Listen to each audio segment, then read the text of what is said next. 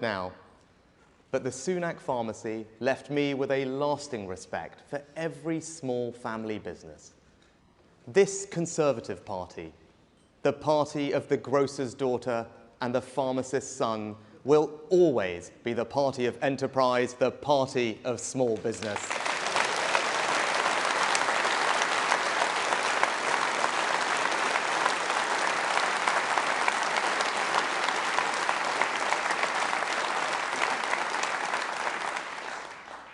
I've been Prime Minister for almost a year now, and we have done good things in that time. We've made progress on our 5 priorities: to halve inflation, grow the economy, reduce debt, cut waiting lists, and to stop the boats. But today, I want to share with you my reflections on what I have seen and what I have learned doing this job. I have seen up close the quality of our armed forces and our intelligence services, truly the finest in the world.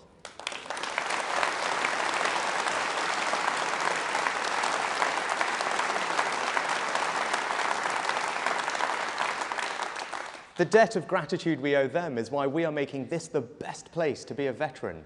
And I know we will deliver, because we have a Minister for Veteran Affairs sitting in Cabinet. Johnny served in Afghanistan. This is personal for him. He stood with his fellow soldiers in battle, and now he is ensuring that it is this Conservative government making our country fit for our heroes.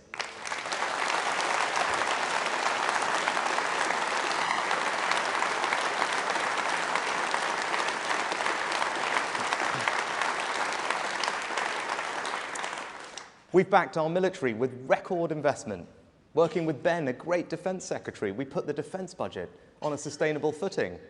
And now Grant will ensure that our advanced AUKUS submarine alliance with Australia and the United States keeps the world safe for decades to come and creates jobs here at home. And through our leading role in NATO, we remain the bulwark of European security.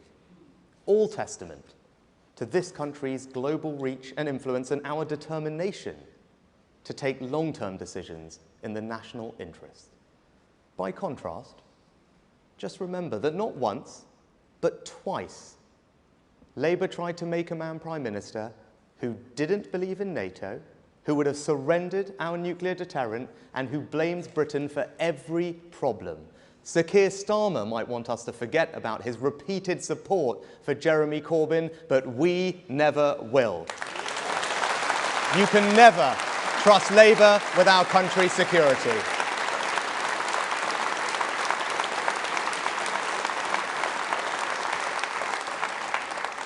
I'm proud to say we've also led the world in providing support to Ukraine. We were the first country to send Western battle tanks to Kyiv. Now more than 10 others have followed. We were the first country to send long-range weapons to Kyiv. Now France and the United States have followed. We were the first country to agree to train Ukrainian pilots. Now more than a dozen others have followed. I say this to our allies. If we give President Zelensky the tools, the Ukrainians will finish the job. Slava Ukraini!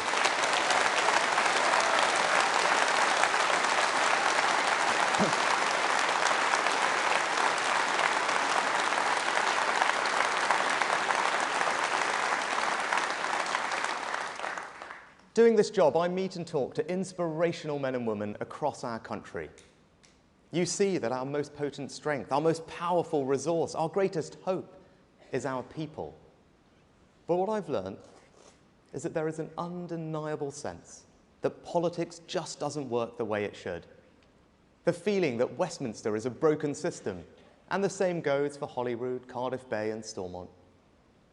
It isn't anger. It's an exhaustion with politics.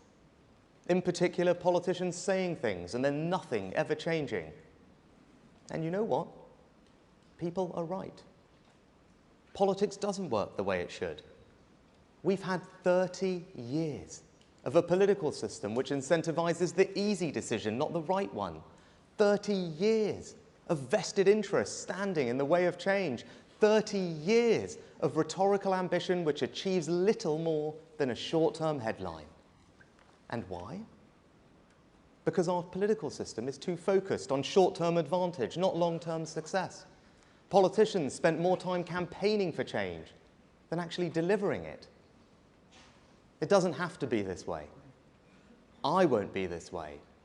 Conference, our mission is to fundamentally change our country.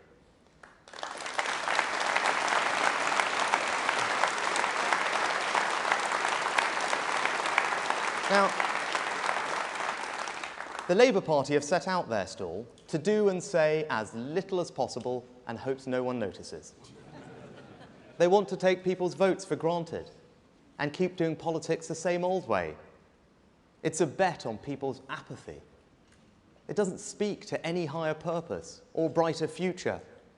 It is about power for the sake of power. It is, in short, everything that is wrong with our politics. So if this country is to change, then it can only be us who will deliver it. Because if we do not, our growth will be stunted. More places will be left behind, and ever more of our time will be spent debating the side issues and symptoms rather than the deeper, more structural challenges we face. We won't allow this to happen. So where a consensus is false, we will challenge it. Where a vested interest is placing itself above the needs of the people, we will stop it. And where common sense is under attack from an organised assault, we will defend it.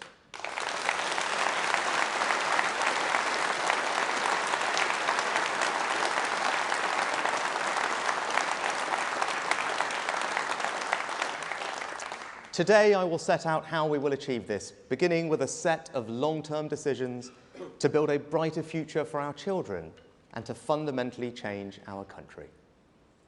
And Conference, you can already see my approach in the course I charted on net zero. And we Conservatives love our natural world. We are determined to be good stewards of it. In my own constituency, it is the beauty of the North York Moors and Swaledale and Wensleydale that makes the place home.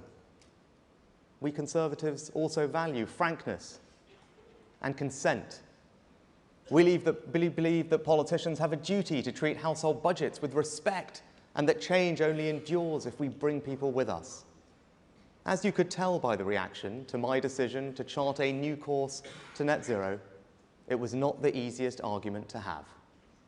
But when I looked at the reality of what people were being asked to do, the thousands of pounds people would need to pay, all of that disproportionately falling on the poorest in society, by the way, and all of it not actually necessary in those time frames to meet our net zero targets, and in spite of us doing more than any other country, I concluded it simply wasn't right.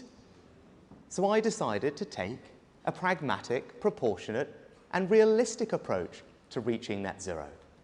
And I won't take any lectures from other countries that have done far less than us, or from those for whom spending thousands of pounds means nothing. Change is difficult, particularly for those who disagree. But remember this, we will still meet our international obligations. We will still meet our domestic targets, and we will still get to net zero by 2050. We have solved a problem and offered an unapologetic defence of good Conservative common sense.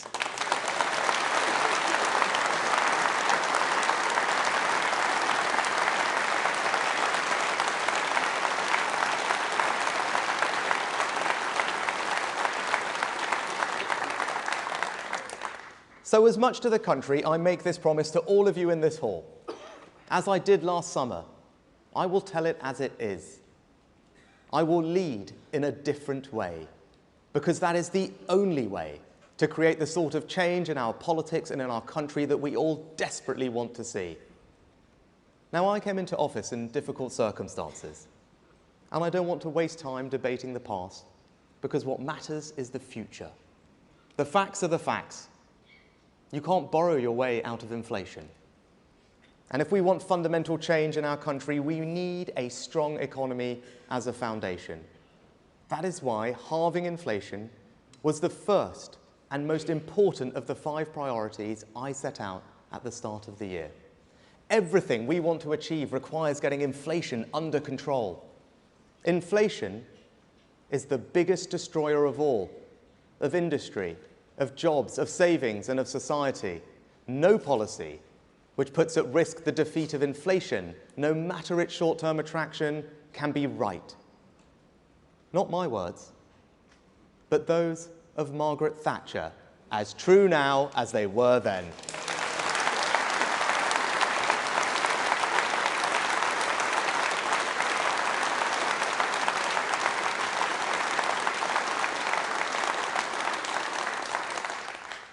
I know you want tax cuts. I want them too, and we will deliver them.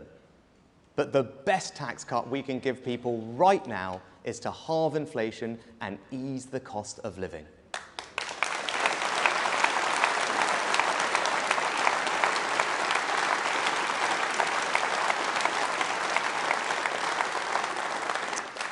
And with inflation under control, our debt reduction will become easier. And as debt falls, confidence grows. And as confidence grows, so too will our economy. We need our economy to grow faster and for people across the country to feel the benefits of that. Like other Western economies, we haven't grown quickly enough in recent years. But don't let Labour and the others talk down our nation. We now know that we have had one of the fastest recoveries from the pandemic of any major economy in Europe.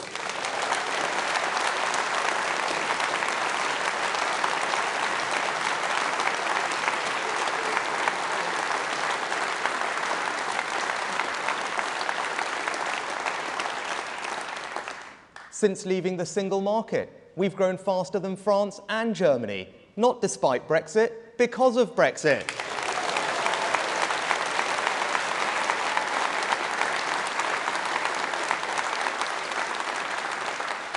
We have the largest life sciences, financial services, creative and tech sectors in all of Europe, and we have near record numbers of people with the security that a job provides. And if we want to keep growing, we have to create the conditions in which businesses can drive growth, and that's exactly what we're doing.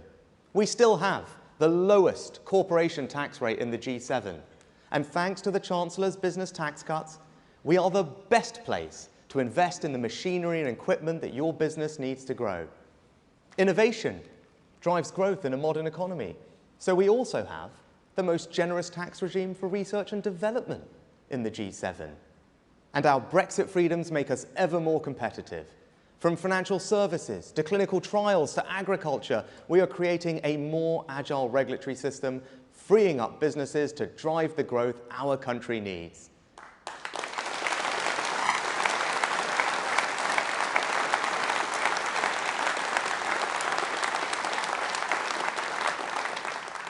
The fact we control our own trade policy now is why we can be the first European country to join the £11 trillion Pacific Trade Pact, linking us to the fastest growing region in the world and opening up new markets for our farmers and great British products.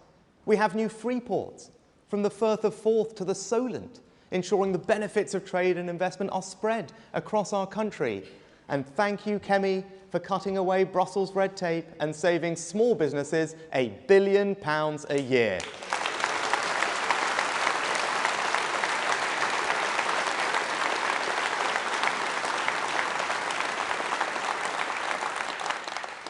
Brexit was more than a vote to leave the EU. It was a vote to change, to become something more. It was a statement of our belief that Britain could begin a new story, one which reached all parts of our country and everyone in it. We must keep making the case for taking back control, because if we don't, our opponents will try and neuter this change, to align us with the European Union so that we never seize the full opportunities of Brexit. Now, we know where Keir Starmer's heart lies on this issue, and we know he can't be trusted on it either. First, he said he'd respect the referendum result. Then, he wanted a second referendum. Then, he wanted free movement. Then, he didn't. He said he wouldn't try and renegotiate our deal. Then, he said he would. And then just 2 weeks ago, he was caught on camera telling a meeting of international politicians that he now just wants to follow all the EU rules. The irony isn't lost on me. While we're busy thinking about the future of the United Kingdom, Keir Starmer's just banging on about Europe.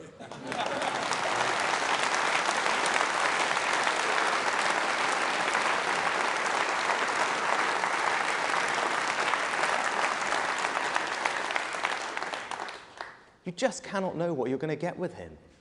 The only thing that is certain is that it won't be what he's promising you.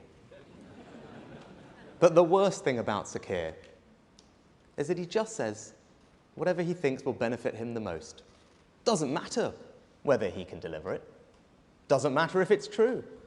It doesn't matter if he said the opposite just a few weeks or months ago. He is the walking definition of the 30-year political status quo I am here to end. That is why we have to beat him, and conference, that is why we will.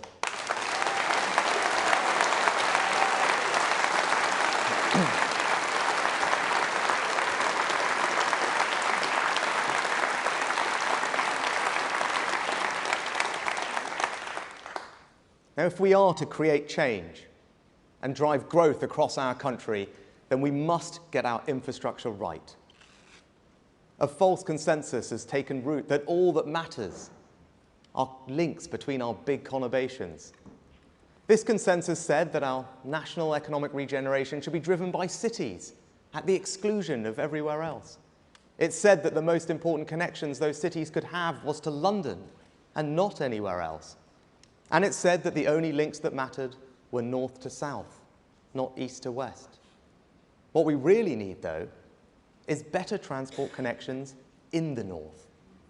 A new network north that will join up our great towns and cities in the North and Midlands. I wanted to come here to Manchester today to say that this will be our priority, our focus, our project. HS2 is the ultimate example of the old consensus. The result is a project whose costs have more than doubled, which has been repeatedly delayed, and it is not scheduled to reach here in Manchester for almost 2 decades, and for which the economic case has massively been weakened with the changes to business travel post-COVID. I say to those who backed the project in the first place, the facts have changed, and the right thing to do when the facts change is to have the courage to change direction.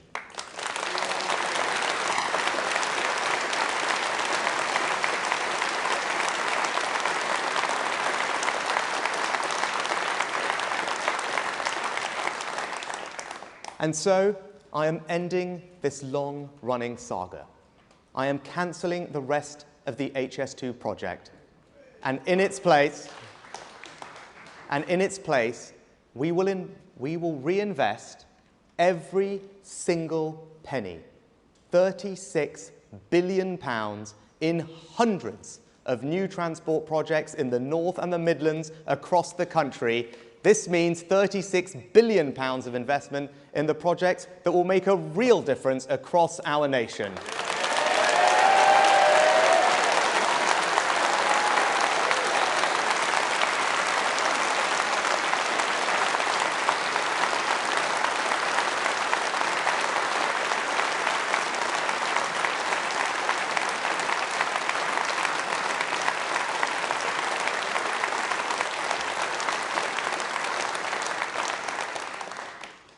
As a result of the decision we are taking today, every region outside of London will receive the same or more government investment than they would have done under HS2, with quicker results. No government has ever developed a more ambitious scheme for northern transport than our new Network North. This is the right way to drive growth and spread opportunity across our country, to level up. With our new Network North, you will be able to get from Manchester to the new station in Bradford in 30 minutes, Sheffield in 42 minutes, and to Hull in 84 minutes on a fully electrified line.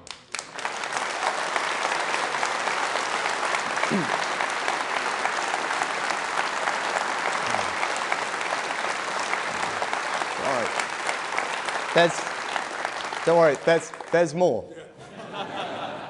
We'll protect the £12 billion to link up Manchester and Liverpool as planned, and we'll engage with local leaders on how best to deliver that scheme.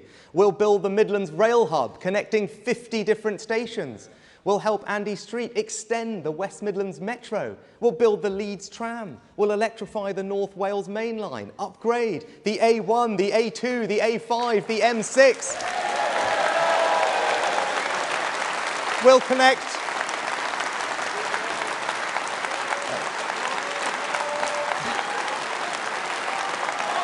There is more.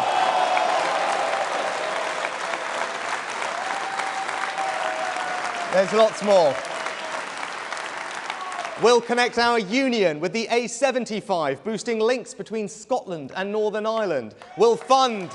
We will fund the Shipley Bypass, the Blythe Relief Road, and deliver 70 other road schemes. We will resurface roads across the country. We'll bring back the Don Valley Line. We will upgrade the Energy Coastline between Carlisle, Workington and Barrow. Build hundreds of other schemes and keep the £2 bus fare across the whole country.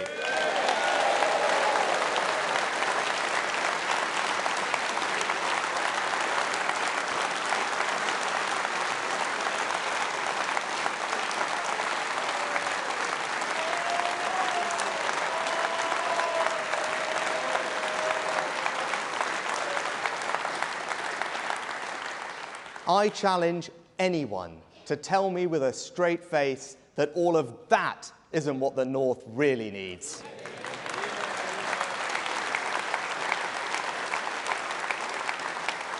Our plan will drive far more growth and opportunity here in the North than a faster train to London ever would. As John Stevenson and Ben Houchen have long argued, East-West links are more important than North-South ones.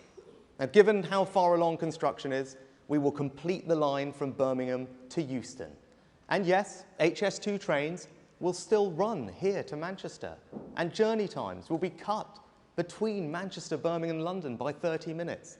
And I say this to Andy Street, a man I have huge admiration and respect for.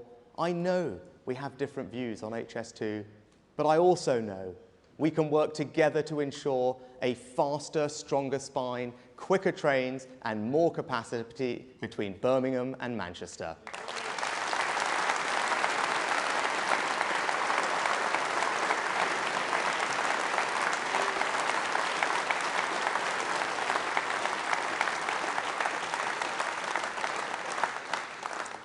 The management of HS2 will no longer be responsible for the Euston site. There must be some accountability for the mistakes made, for the mismanagement of this project.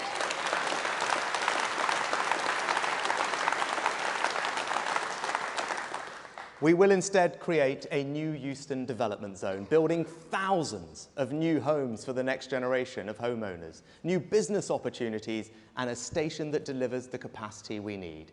And in doing so, for the first time in the life cycle of this project, we will have cut costs.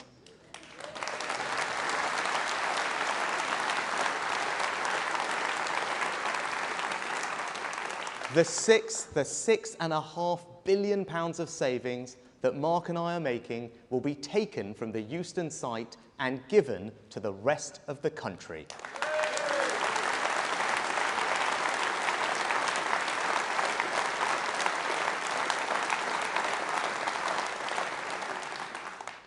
Now, the decision I have made and the stance I am taking will be attacked. They will say that halting it signals a lack of ambition. There will be people I respect, people in our own party, who will oppose it.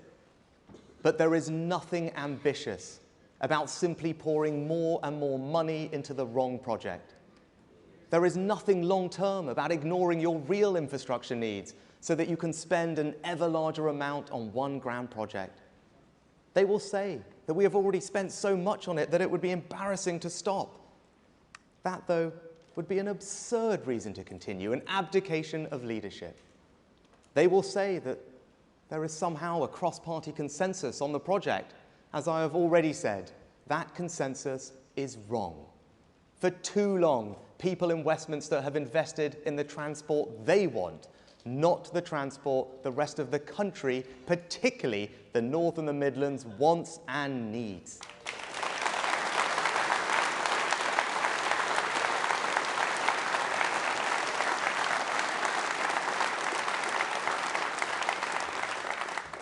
And to those who disagree, who will focus on what I have stopped, I ask you to consider what we have just created with Network North, an alternative which, in place of one delayed and overrunning project, will now begin hundreds upon hundreds of new projects, large and small, road and rail, bus and train, covering the whole country, that will be delivered faster, that will see every region receiving more investment than they would have done. You can't have both. So those who wish to disagree with me, I respect that. But they should have the honesty to admit that they would now be cancelling the hundreds of alternative projects right across the country that people will benefit from instead. Conference, I think our plan is simply a better long-term investment of £36 billion of taxpayers' money.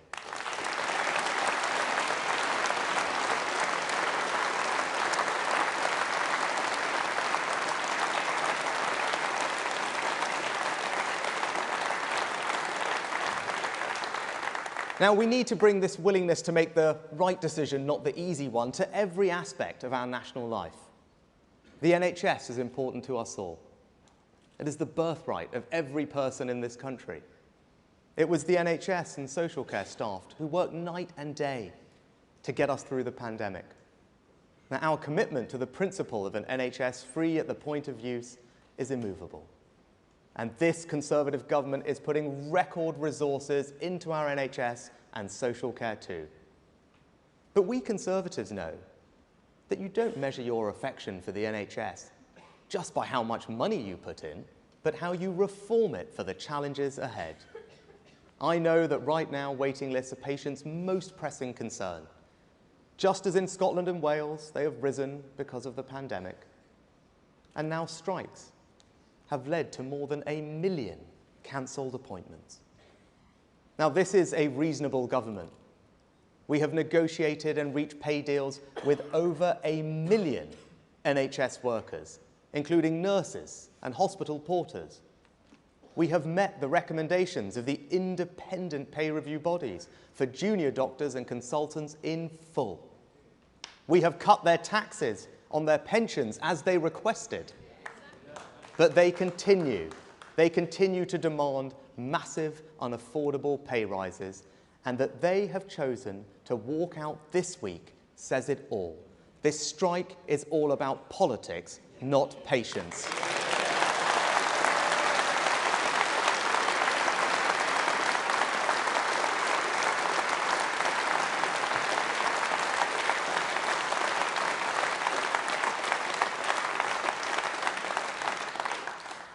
These strikes are not in the spirit of the NHS.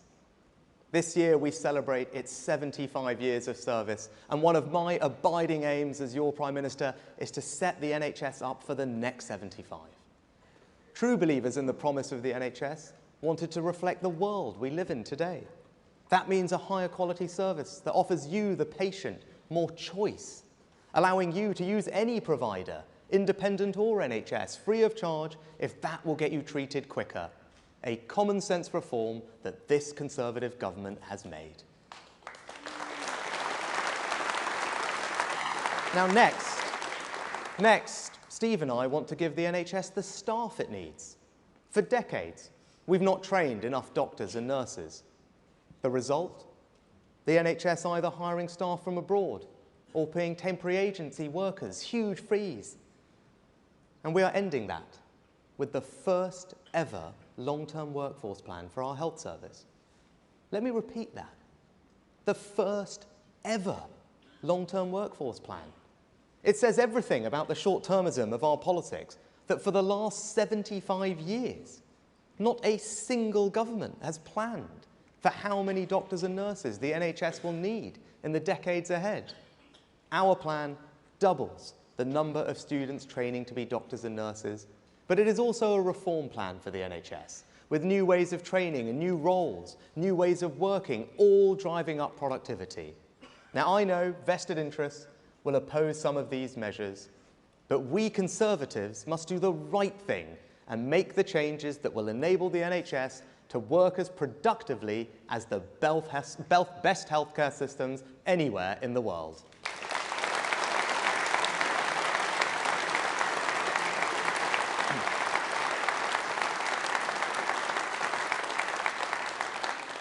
And this is what a long-term decision really is. Given it takes up to 15 years to train a consultant, there's no politics in this investment. It's not about credit. It's about our kids and their kids. They'll get a much better and stronger NHS. And that's why we're here. That's why we Conservatives do what we do, up and down the country, from Whitehall to Town Hall. We're building a better future for the next generation. But to ease the more fundamental burden of demand on the NHS, we need more preventative care to stop people having to go to hospital in the first place. We must tackle the single biggest entirely preventable cause of ill health, disability and death, and that is smoking. In our country, smoking causes 1 in 4 cancer deaths. It kills 64,000 people a year and leads to almost 1 hospital admission every minute. It significantly increases the risks of strokes, heart disease, dementia and stillbirth. Now, we've made great progress in tackling smoking. The number of people smoking is down by 2/3 since the 1970s. But if we are to do the right thing for our kids, we must try and stop teenagers taking up cigarettes in the first place. Because without a significant change, thousands of children will start smoking in the coming years and have their lives cut short as a result.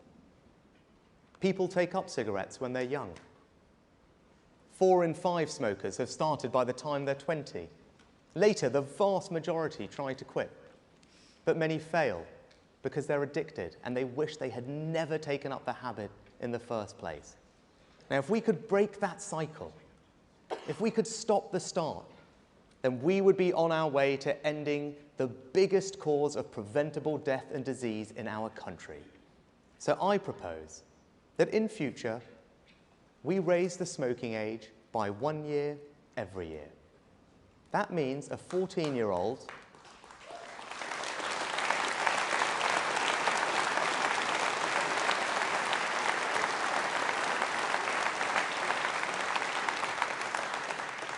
That means a 14-year-old today will never legally be sold a cigarette, and that they and their generation can grow up smoke-free. Now, we know this works. When we raised the smoking age to 18, smoking prevalence dropped by 30% in that age group. When the United States raised the age to 21, the smoking rate dropped by 39% in that age group.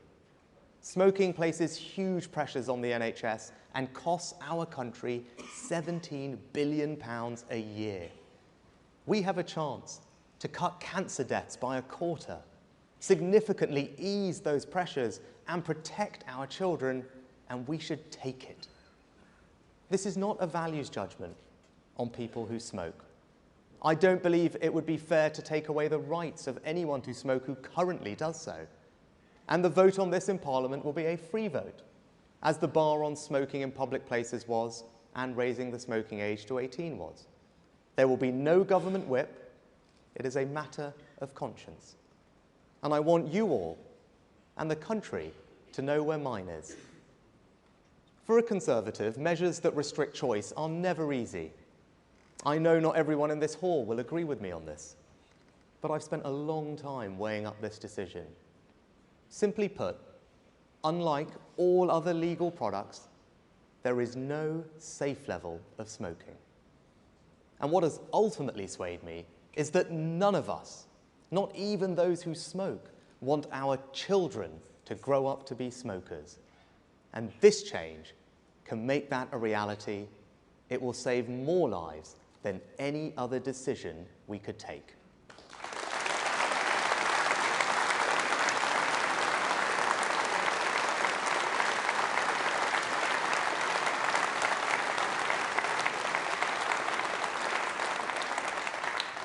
And as any parent or teacher knows, one of the most worrying trends right now is the rise in vaping amongst children. 1 in 5 children have used vapes. We must act before it becomes endemic. So we will also bring forward measures to restrict the availability of vapes to our children, looking at flavours, packaging, displays, and disposable vapes. Now, as Prime Minister, I have an obligation to do what I think is the right thing for our country in the long term. And as Conservatives, we have never shirked that responsibility. We have always been at the front of society, leading it. And when we have the tools at our disposal to deal with the biggest cause of preventable illness and death in our country, to cut cancer deaths by 1/4, to significantly reduce long-term pressure on our NHS, and to do for our children what we all in our heart of hearts know is right, we must act, we must lead. Conference, we must put the next generation first, and that is what I will do.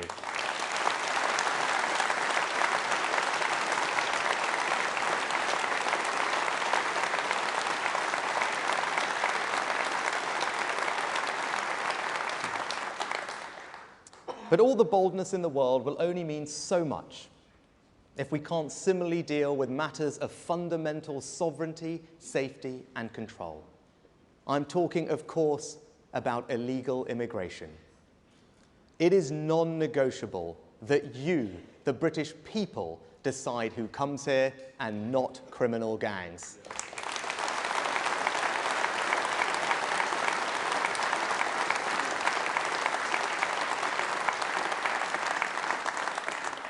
Those gangs ply a trade that leads to innocent people dying.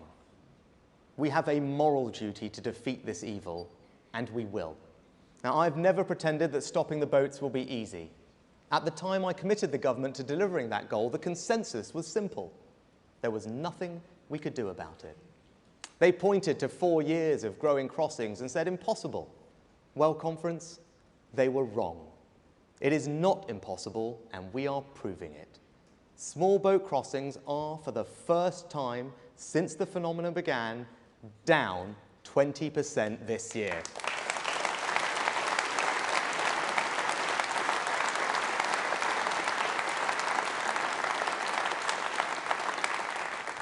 All while entry into Europe is up. We are by no means where we want to be, but don't let anyone tell you we aren't making progress. We are, and we will get there. Our new law will ensure that if you come here illegally, you will be detained and swiftly removed. Now, I am confident that once flights start going regularly to Rwanda, the boats will stop coming. Just look at how our returns agreement with Albania has seen the numbers coming from there fall by 90%. I am confident that our approach complies with our international obligations. But know this, I will do whatever is necessary to stop the boats.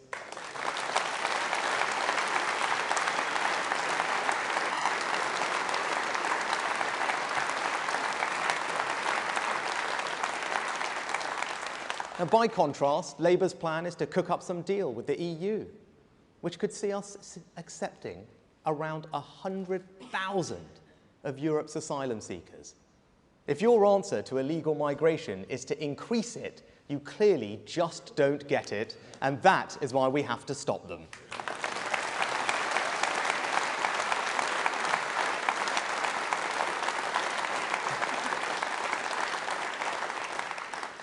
And that's because on this and on so many other issues, Labour simply don't share our and the country's values. My values are simple: service, family, work. I was brought up to understand the value of work. Work gives you security. Work gives you purpose. When the pandemic hit, we were faced with the prospect of 12 million people losing that security, that purpose, overnight. And once you're out of work, it can be hard to get back in. I wasn't prepared to cast 12 million people into that darkness. I'm proud that furlough not only prevented this, but helped ensure our economy recovered more strongly from the pandemic than France, Germany, and Japan. never forget the scale of what we did for so many. In 6 weeks, we did something that had never been done before, from scratch. I was told it wasn't possible, that it wouldn't work, but I got it done. Furlough was compassionate conservatism in action.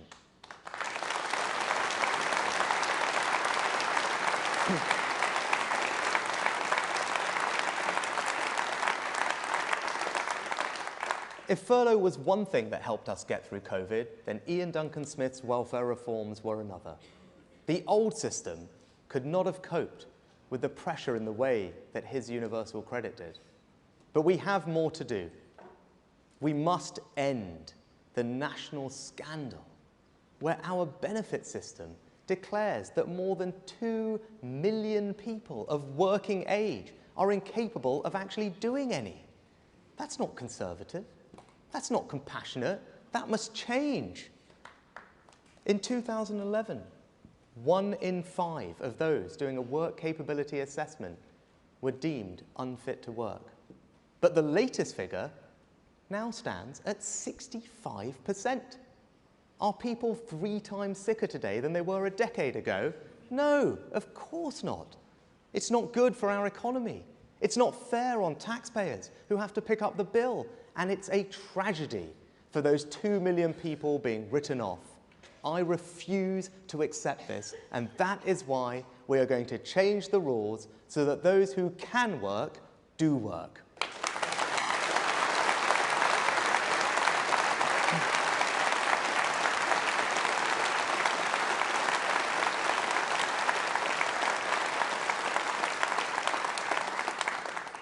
Your values and your priorities should be expressed in everything the public sector does. Too often, it is not. In too many parts of our permanent state, virtue signalling has replaced common sense. As Suella has said, there is no such thing as a minor crime. If the police tolerate crime and antisocial behaviour in any form, we'll have more crime of all sorts. So that's why we now have record numbers of police officers. And every crime should be investigated. Our streets will be safer, our communities more secure. No one should be afraid to walk home alone at night.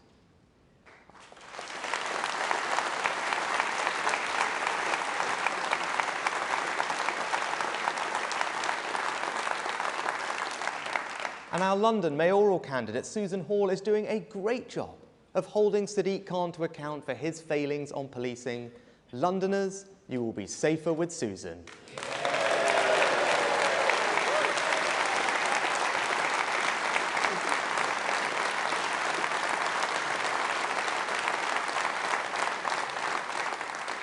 And I am clear, there are some crimes so heinous that those who perpetrate them should spend the rest of their lives behind bars.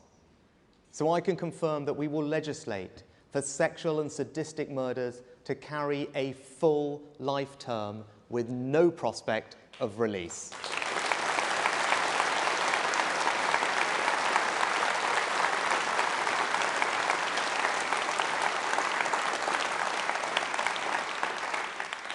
We are going to change this country, and that means life means life. Now, that shouldn't be a controversial position.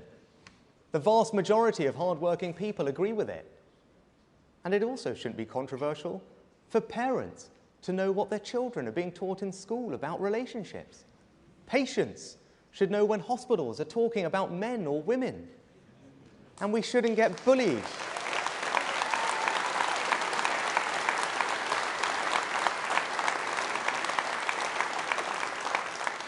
And we shouldn't get bullied into believing that people can be any sex they want to be. They can't. A man is a man and a woman is a woman. That's just common sense.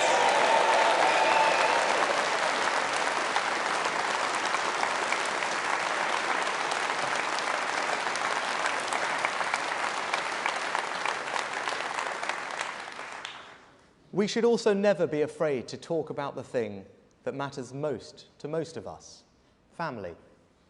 Whenever you want to talk about family, someone whispers, "Is that wise, Prime Minister?" You'll be accused of promoting a one-size-fits-all view. But in this Conservative Party, the party that legislated for same-sex marriage and is investing record amounts in childcare, we know that what matters is that love cascades down the generations.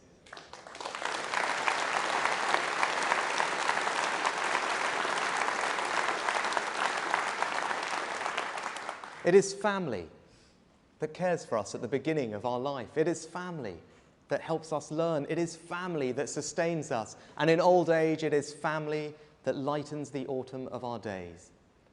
Family matters. And as proud Conservatives, we should never be afraid to say that.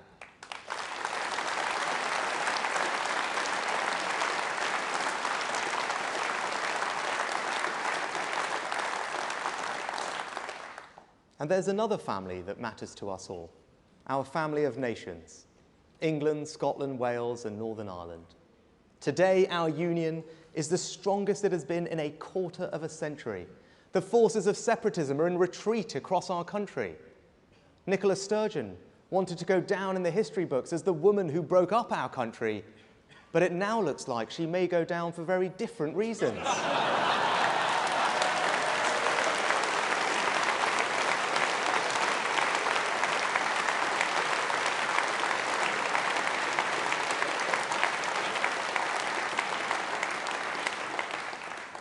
We are a remarkable combination of four nations with a proud history, and that history should give us enormous confidence in our future. My grandparents didn't emigrate to just Leicester or Southampton, but to the United Kingdom. They came here because our country stands for a set of values. We are the home of fair play, the best of British. We are the place for those who want to add to our national story. The United Kingdom has done a huge amount for my family. I often think about how different our lives would be if my grandparents had not left India and East Africa all those years ago. I owe our country everything. And it is my duty to do what I can to help this country take the right long-term decisions for the years ahead. The United Kingdom is also the most successful multi-ethnic democracy on earth. And our party has led the way on that. We had the first ethnic minority prime minister when Queen Victoria was still on the throne.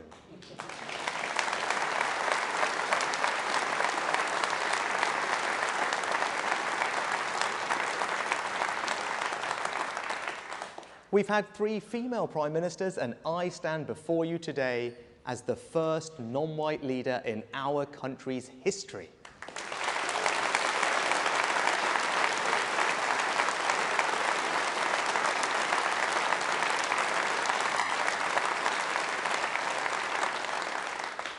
Meanwhile, Labour's last 3 leaders all live within the same square mile of North London. Now, when the Richmond Conservative Association selected me in North Yorkshire, people in other countries couldn't understand it. One American magazine even sent a reporter to Yorkshire to write about how a candidate of the wrong race could cost the Tories one of the safest seats in England. But they should not have projected their own prejudices onto our country.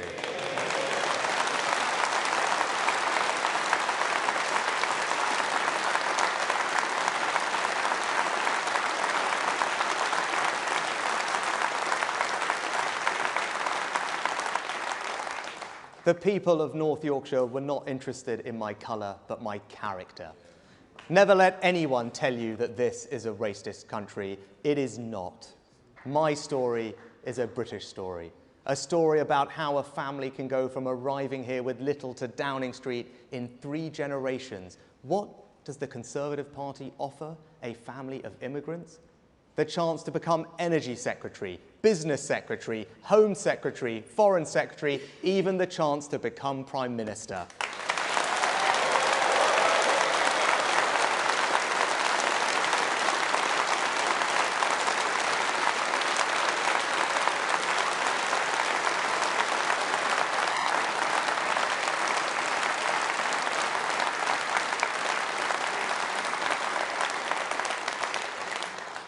When I first became an MP, my grandfather came to Parliament to see me. As we stood in Westminster Hall, on that floor which Disraeli and Churchill had walked across so many times, my grandfather suddenly got out his mobile phone and started to make a quick call. I was a new MP and I wasn't quite sure whether phones were allowed there or not. And I said, Nanaji, can't you just wait a moment? And he replied that he was calling the landlady he had when he had first arrived in this country. He said to me, I just wanted to tell her where I was standing. Now, I am proud to be the first British Asian Prime Minister, but you know what? I'm even prouder that it's just not a big deal.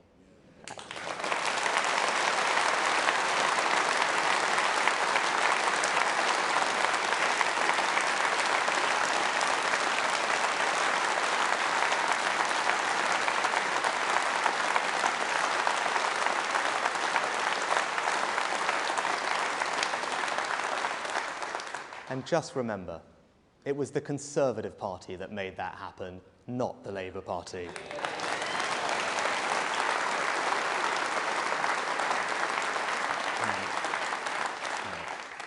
Now, if we want to change the direction of our country and to build a better future, nothing is more important than making our education system the best it can be.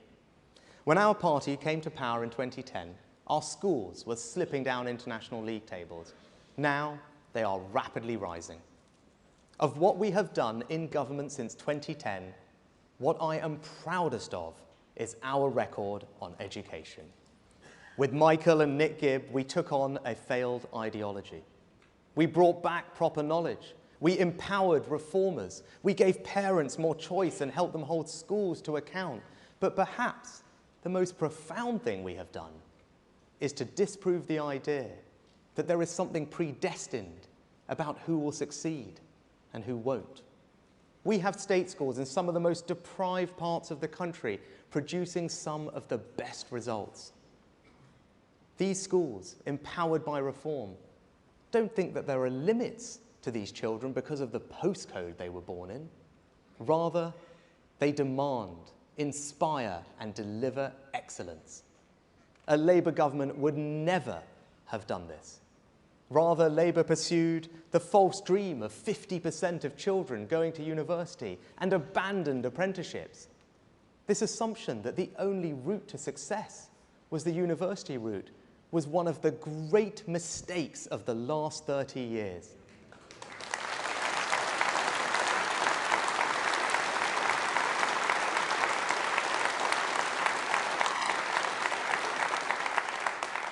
It led to thousands of young people being ripped off by degrees that did nothing to increase their employability or earnings potential.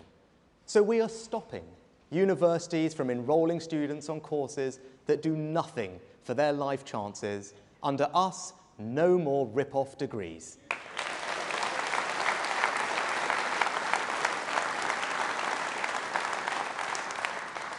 And if you want to know how much I value apprenticeships, look at the fact that in Gillian, we have our first ever apprentice to be Education Secretary.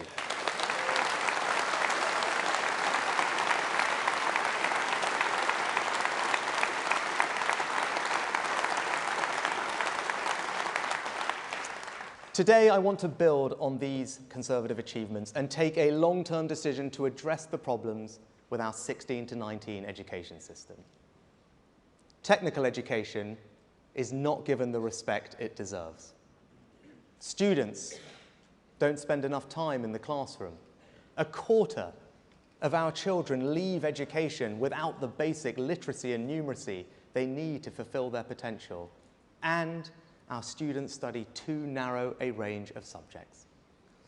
Today, I am changing all of that, pulling one of the biggest levers we have to change the direction of our country.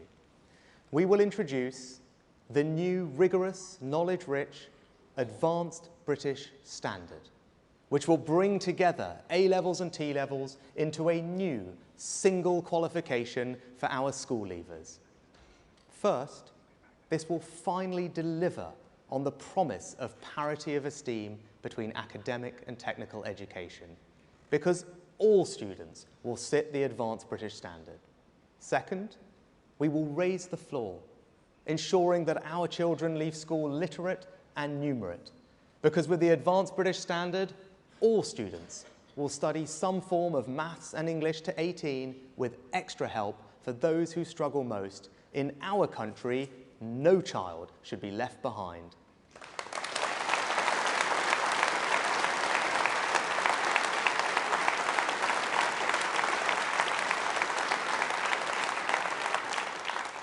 Third, our 16 to 19-year-olds spend around a third less time in the classroom than some of our competitors. We must change this. So with our Advanced British Standard, students will spend at least 195 hours more with a teacher. And fourth, A-level students generally only do 3 subjects compared to the 7 studied by our economic competitors.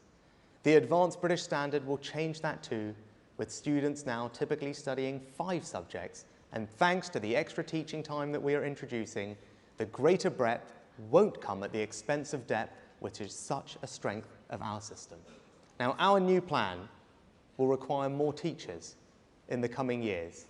So I can announce today that in order to attract and retain more teachers, those who teach key subjects in schools, and for the first time in our further education colleges too, will receive special bonuses of up to £30,000 tax-free over the first 5 years of their career.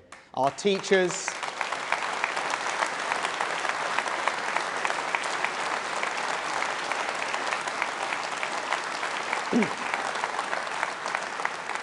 Our teachers do one of the most valuable jobs in our society, and we should reward them for that. And conference, I can tell you, my main funding priority in every spending review from now on will be education. Why? Because it's the closest thing we have to a silver bullet. It is the best economic policy, the best social policy, the best moral policy. It is the best way to spread opportunity and to create a more prosperous society. It is not just my way, conference, it is the Conservative way.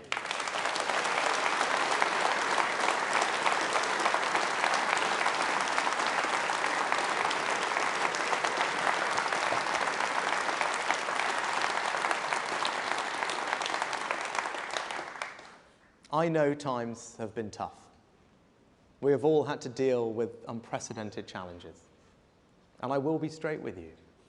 We have mountains to overcome still. But today we have made 3 huge decisions to change the direction of our country. We will give Britain the infrastructure it needs, protect the long-term future of our NHS and cut cancer deaths by a quarter, and create the best education system in the Western world to set up our children for the opportunities of the future. If we commit, if we come together, we can achieve truly great things. We can build a country where work is truly valued, where welfare is a safety net and not a way of life, where small businesses drive our economy, where innovation makes life better, where our NHS is properly funded and properly reformed, where our children are the best educated in the Western world, whether that's at university or, yes, through an apprenticeship, where the scourge of antisocial behaviour is treated as the crime it is and not some social condition, where for the most violent offenders life means life, where the people and their government decides who comes here and who can't, where the next generation can achieve the dream of owning their own home, where the elderly grow old with dignity and where the young grow up with opportunity, where decency and mutual respect bind communities together, where the very idea of Britain is a symbol of hope and stability across the world, and where our United Kingdom remains united.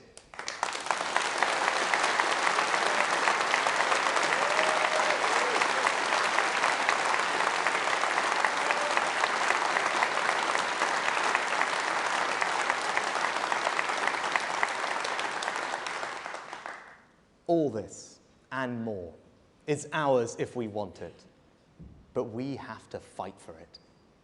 At the next election, the choice the people face is bigger than party politics.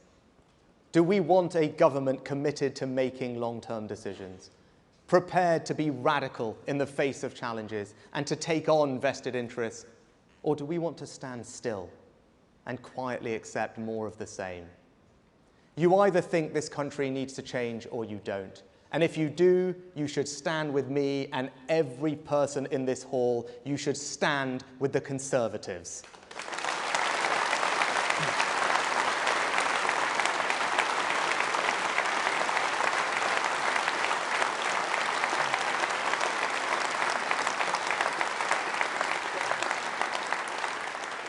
Today, this party put the needs of the British people first. We've taken the decision many should have done, but didn't. We've ended the HS2 drama and in its place will embark on a full-scale national reinvestment in the infrastructure people actually use and want and the skilled workforce who will build it. And no more hiding. No more pretending in the face of overwhelming evidence. Too many sons and daughters, fathers and mothers are lost to lung cancer, heart disease, dementia, stillbirth, and we can change that. Today, we went beyond ideology and put the people first again and committed ourselves to ensure our children and grandchildren can be the first generation that doesn't have to suffer the false choice to quit smoking or not because they will never have started. Today, we set a course for our education system that will set our children up for the opportunities of the future. No more rip-off degrees, no more low aspiration, no more denigration of technical education, just the best education system in the Western world. We will be bold, we will be radical, we will face resistance, and we will meet it. We will give the country what it so sorely needs and yet too often has been denied. A government prepared to make long-term decisions so that we can build a brighter future for everyone. Be in no doubt, it is time for a change, and we are it. Thank you.